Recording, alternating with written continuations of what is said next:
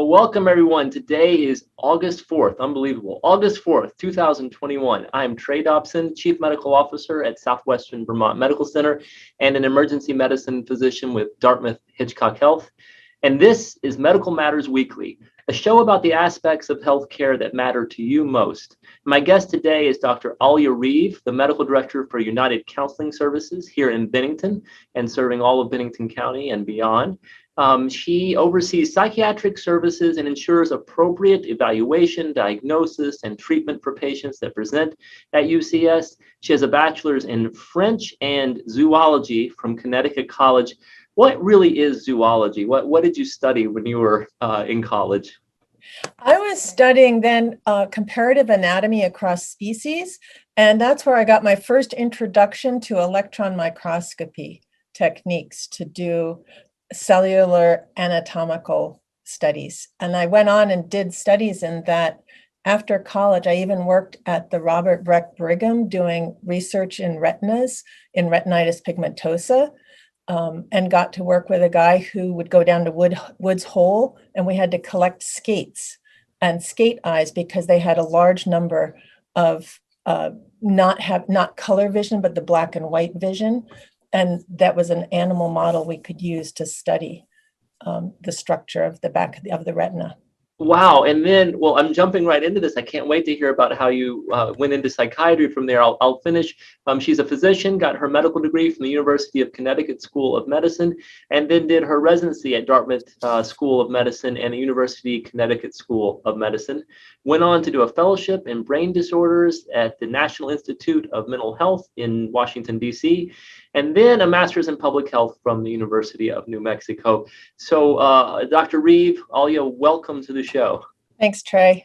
All right, now I'll ask you, so then how did you move from the retina into, I will say, the brain proper?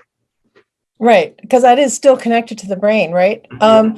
Well, it's interesting. I was interested in going to medical school. I thought I would be a primary care physician in a small town, and that it was part of getting to know the whole community and having a way to support everyone's health. And it's interesting that I have ended up coming back to UCS because it kind of follows on that track.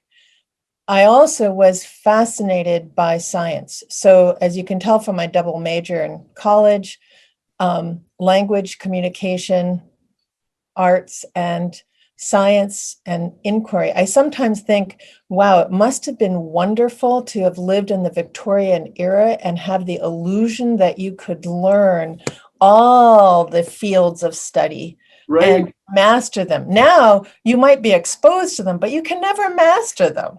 Sure, yeah. And then before you came to Bennington, you did a lot of things. What were you working on out west? So after my fellowship in brain imaging, in which I focused on electroencephalography and magnetoencephalography, which is looking at the magnetic patterns of brain activity. I applied that to the study of neuropsychiatric disorders and did a basic study in auditory evoked potentials in people with schizophrenia.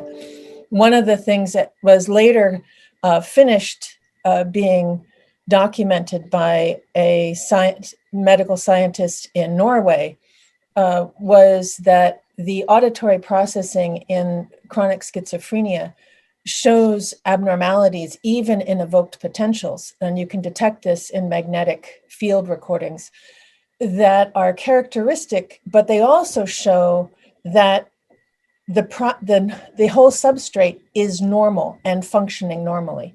So what was fascinating to me is that integration of normal substrate, normal patterns of neuronal activity that are disrupted or altered in disease states.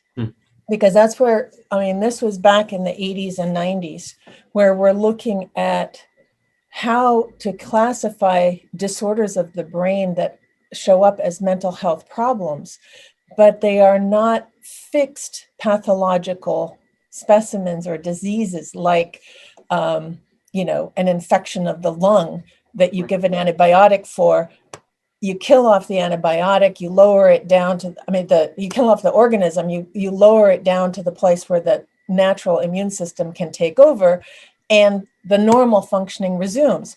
No, this is parallel processing, if you will, of normal activity and abnormal activity. It's like the uselessness, but the information that comes from a muscle cramp. Your muscle fibers are intact, and yet the pain is enormous. You can't think about anything else. Right. You can't use it for anything else in that moment because it's busy cramping. And yet it's functioning, but it's not functioning in a useful way. Right. So you mentioned schizophrenia, and for the Yes. audience here, we're going to go into some of the services that UCS provides, but I'm just going to deviate a little bit and go right into the disease state because it is so interesting. I'll even say, before I went into medical school, I really had no idea what schizophrenia was. How would you describe it to the audience? I know that's a long question. You could probably answer for an hour, but briefly, I guess.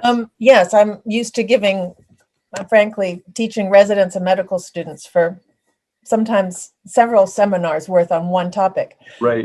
So yeah, the 1 minute rendition is, first off, it is a recurrent and chronic state that is reflected by difficulties in differentiating between the external normal shared reality and the perception of external stimuli. The reason I say that, often and characteristically, people hear voices, often giving instructions or making very derogatory comments about them. They're intrusive. They are hearing them even while they are having a conversation like you and I are having. So instead of just hearing your voice, I would also be hearing another voice, or I might even have the idea that the duck on the wall behind me is telling me how to move my hand. So it's intrusive thoughts. It's attributing control to other sources. At the same time, it is not a deficit in hearing. They are not deaf. Right.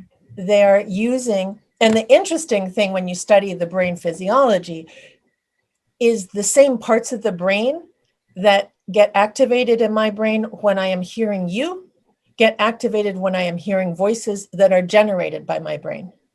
Same thing, So, as if they really were hearing those. So you can honestly say to somebody who is experiencing psychotic symptoms, which means not perceived in reality,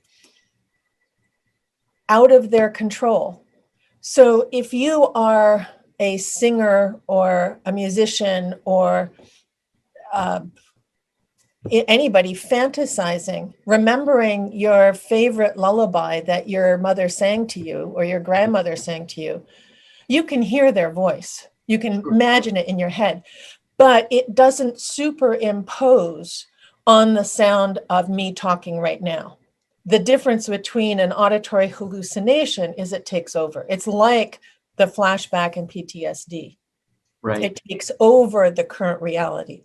And severe flashbacks are another form of psychotic experience. One of the differences and difficulties in mental disorders is that, like some neurological disorders like epilepsy, things in the brain are functioning normally at the same time as they are functioning abnormally. And you cannot put an X-ray and see it and excise it.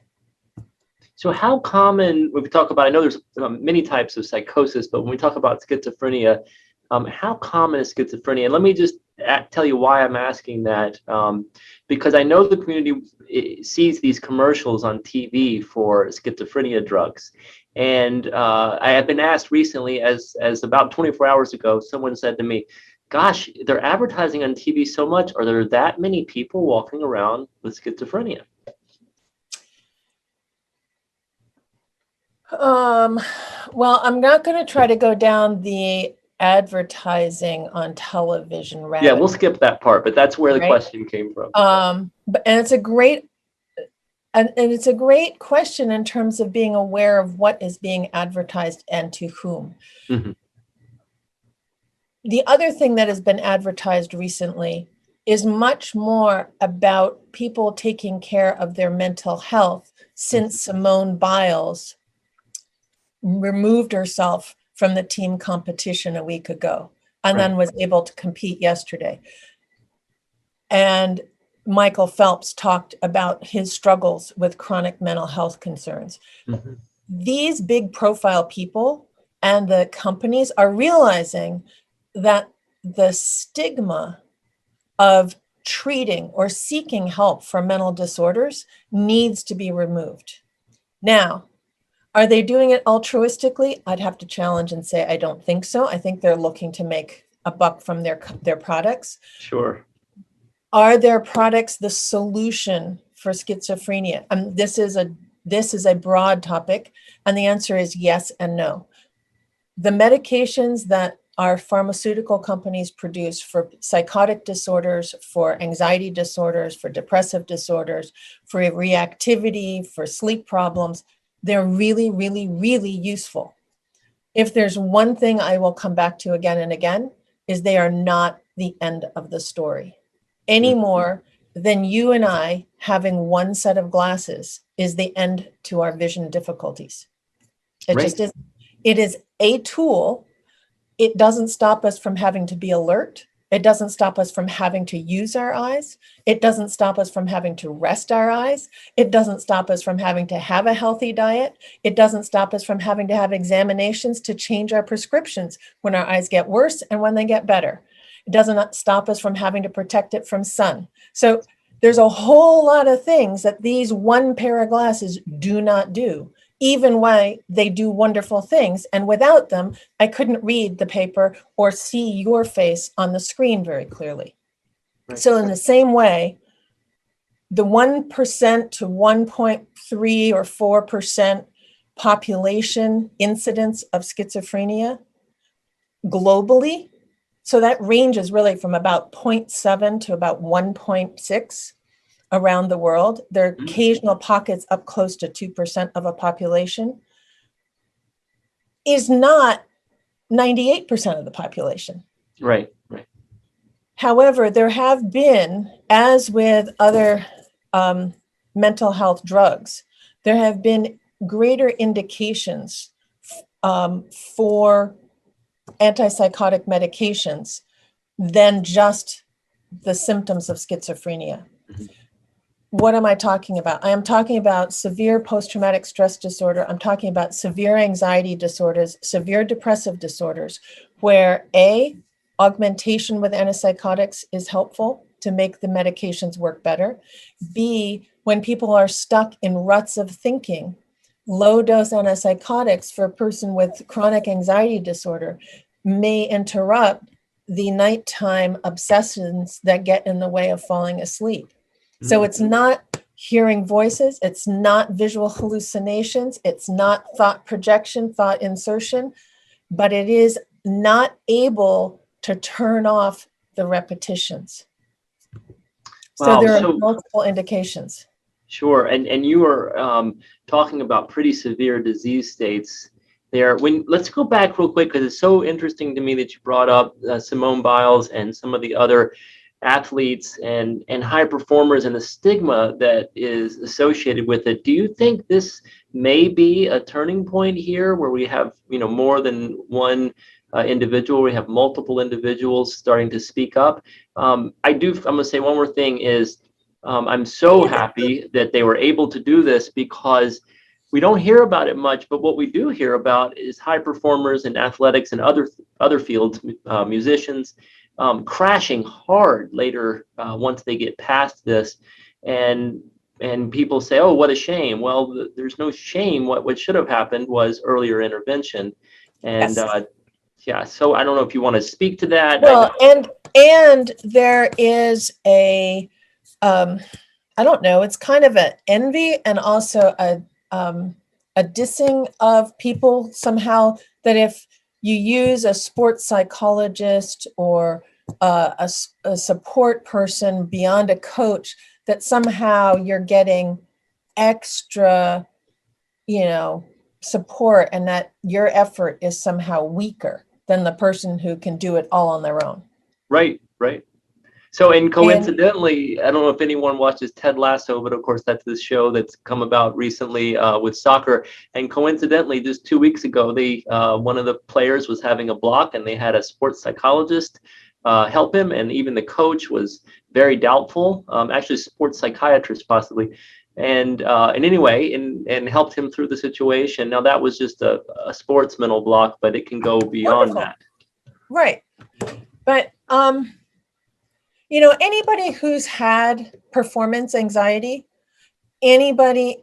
So one of the things that we forget and is really useful, but whether we're talking about schizophrenia or we're talking about generalized anxiety disorder or panic disorder, is people say, well, I really want to be rid of my bad memories, post-traumatic stress disorder, or I really want to be rid of this anxiety. And I'm like, well, I don't really want you to get rid of that completely.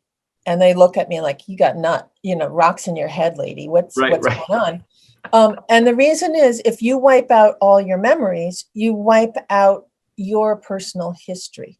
Mm. What you want to remove is the sense of immediate, in the moment today that the past trauma is recreating. You want to remove the panicked, frozen anxiety of not being able to make a choice, but you don't want to remove all of the anxiety that would stop you from looking to see whether or not a truck is coming down the road and it's going to flatten you when you try to walk across the street. You don't want to remove the anxiety that stops you from putting your hand on a hot stove. I mean, there's useless anxiety and there's useful anxiety. And we all know that when you can fail a test, whether you're so anxious you can't remember anything, or you're so convinced you're going to know everything, you don't even read the questions carefully and you get them all wrong. Right. So anxiety is part of what's useful to function. It helps alert that there are things in the environment we need to pay attention to, or we're getting ourselves into situations that we need to be aware of. So what I think is the most important thing to look at is what is functional, what is optimal functioning. And this is where our language about well-being, about caring for ourselves, it's not narcissistic obsession that we're the most important thing. It's how do we keep our own self going? That external and internal homeostasis. How do we maintain that in a way that we are performing to the best of our abilities? Right. So it's accepting an awareness of the anxiety and not letting it control our every thoughts. And boy, this pandemic has made that worse for all of us. I mean, all of us have experienced palpitations reading the news and concerns, and just really accepting that's okay. Let's steer away from the news a bit. And let's be cautious that we're not in denial, but that we're not obsessing over really needlessly situation. Let me just ask real quick. I want to change gears a little bit just to talk about some of the services that UCS provides, and of course you can't list all of those services and go into detail. But how would you? No, there's a website for that. How would you organize it in just a brief little discussion for the audience? It's got sections that address children, adult, intellectual and developmental disabilities, and chronic mental illnesses, as well as substance abuse. And it has a whole federally funded section on early childhood and Head Start. So it's both educational and emotional development.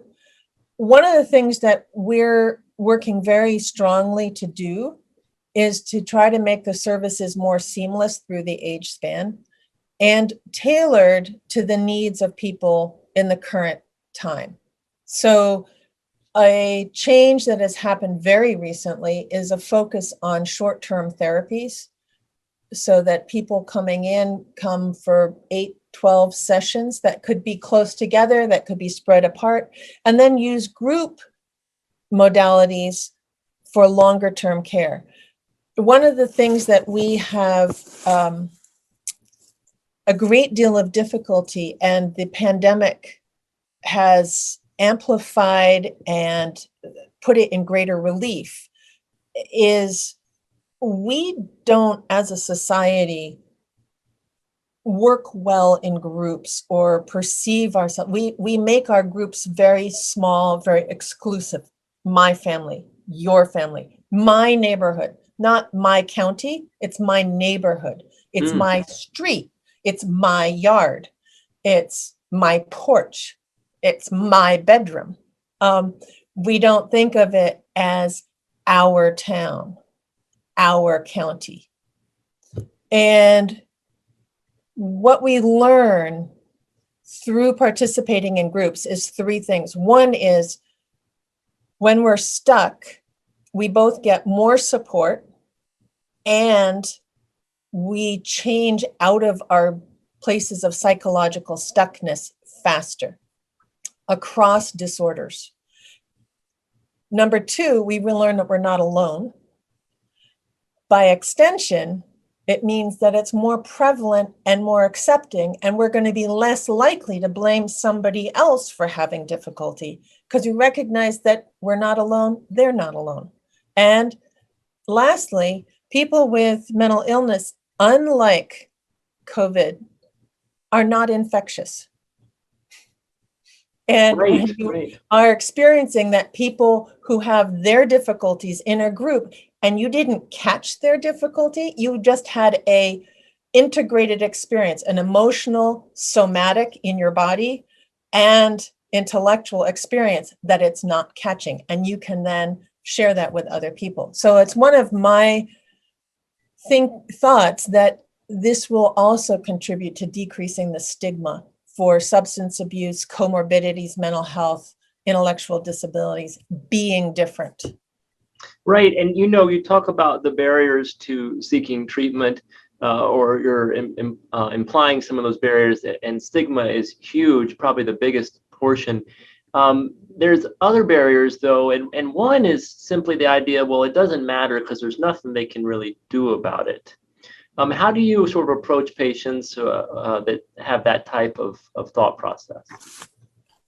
Well, first off, I know there is a great deal of limitation to what I can do. Sure. Because the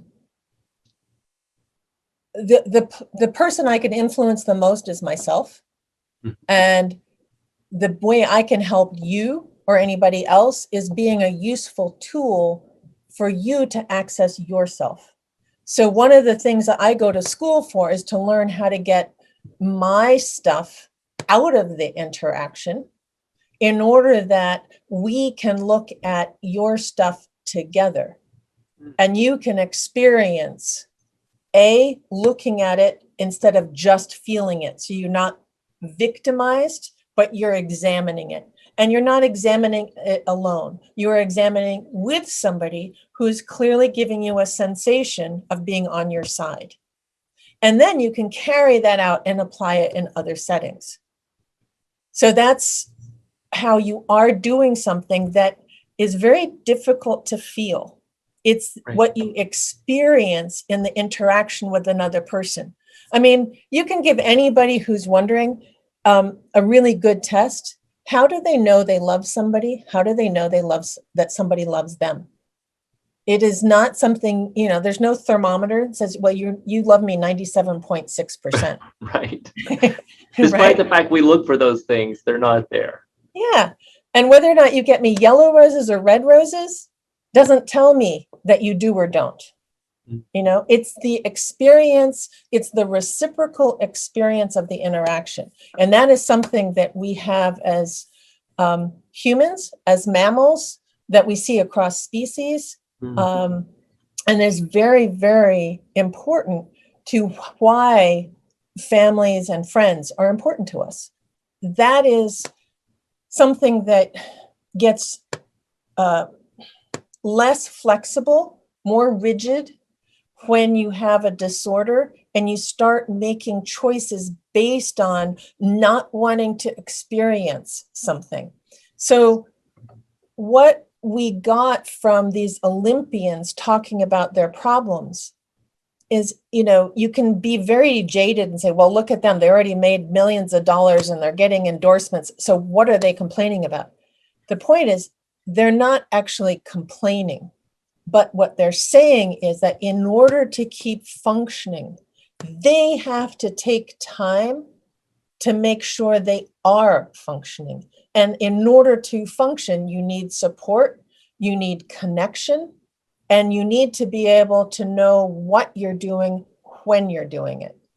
So you can't just jump in and be on a balance beam. You have to know where you are in space. You have to be able to access your balance. You have to be able to tolerate that people are looking and judging you and make all of that function. So, go ahead. Well, I was going to say, one of the things that we are doing now, and there's COVID-19, the pandemic, with the use of telehealth and the use of broadening what therapies we can use and modalities we can use, has also given us the opportunity. We're now doing equine assisted psychotherapy. And people say, well, what is about hanging around a horse? We like our dogs. Well, one of the differences is that horses are prey animals, not predators. Dogs are hierarchical and predators like ourselves. Right. So it's across species, but they're very loyal and will defend us, but they are letting us be the alpha male or female.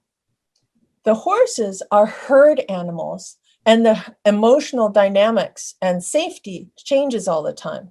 So if I come into a horse really agitated and angry and pissed off at the world and say, nice horsey, I'm coming to put a halter on you. The horse says, you ain't, bitch. I'm leaving here. You are dangerous. So they read the emotional energy and valence, and whether or not your internal state and your external request match. And so one of the things that happens in using modalities like that, or whether it's art or music, or in other words, non-verbal emotional expressions that are so important, it's not just relieving stress, it's integrating our experiences and our expressions in a way that's meaningful and reduces stress. So can you give us, maybe not exactly that, maybe can you give us a good success story to sort of close out on, so that the audience who may be wondering about themselves or a family member that has been in denial or not seeking services can relate to? I know you asked about that, and I thought about a number of different ones. I will say, let me give you one. Is a middle-aged client of ours in Vermont who works in adjusting doing appraisals of houses and things for people who are selling, people who are buying, who also has a concomitant mood disorder and attention deficit disorder. And the reason I say it's a success story is to just indicate some of the complexities. Without controlling the depression and the manic phases with a mood stabilizing agent, the impact of the attention deficit disorder was difficult to ascertain, because when the person was depressed and not getting up and not taking care of themselves, they weren't listening to what anybody else in the house was saying. They weren't taking care of the pets. They were going through some of the motions, but their work was piling up. They weren't meeting deadlines. People were getting mad. The more they got bad phone calls, the more they avoided the phone. Procrastination is pretty awful. So getting control of the underlying mood swings, and then treating the attention deficit to the point that they're back at work. Then the insurance company said they wouldn't pay for the way the medications were being done. So then we came up with a plan, and the person is on 4 different doses of stimulant medications. The first one to get it to work, and the other 3 are longer acting. 3 different doses to cover through the day, the insurance company will pay for 1 of each dose a day. So that's a story that wraps everything in, because the person's able to function. We could separate out the 2 components, that it's not just not listening to whoever is in the household. It's the inability to get moving. And that's the overlap with what Michael Phelps was saying in some of his interviews this last week, was that there are days that it's impossible to get out of bed. And he does treatment, but he is very disciplined. And even with that, he couldn't get out of bed. Right. It helps that he has a wife and children and that they're meaningful. So relationship is as important as medication. But without medication, the relationship isn't available to the individual or to the support family members. So it all has to be in place. Sure. And never think, I just take 1 pill, all the difficulties are gone. You always have to think integration. And, this year, we're seeing 135% increase of people requesting services from UCS compared to a year ago. 70% increase in emergency services requests for assessments and treatments in the community, as well as our emergency room at SVMC. Right. So it's huge demands and increase. Underlying depression and anxiety. We're all in that free-floating anxiety you were talking about. Yes. And, yes, you write great summaries, and we all rely on them in the medical field in synthesizing information.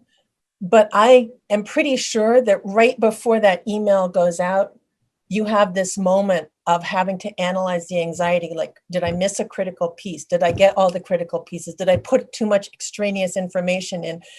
Maybe this is not the final answer. And next week it's going to be different. Are they going to listen? Is it going to work? Who's going to die this week? Can we keep this down? I mean, there's a ton of things that are bombarding us. And we have to be willing to be flexible and recognize that there is not one right answer. And just taking one medicine doesn't solve all that. Living is hard. Living is hard. Well, Dr. Reeve, thank you so much for being on our show. It's Dr. Alia Reeve from United Counseling Services, and thank everyone for joining us on Medical Matters Weekly. I'm sorry that we were out of time. We will certainly have her back on the show. I'd like to thank CAT TV, Ray Smith from Southwestern Vermont Healthcare, Ashley Jowett from Southwestern Vermont Healthcare. Next week, we're going to have the Executive Director of the Bennington Rescue Squad, an important service for the community. You can send questions to wellness@svhealthcare.org. I'm Trey Dobson. Go out and find joy in everything you do, even in the face of adversity, and we will see you next week.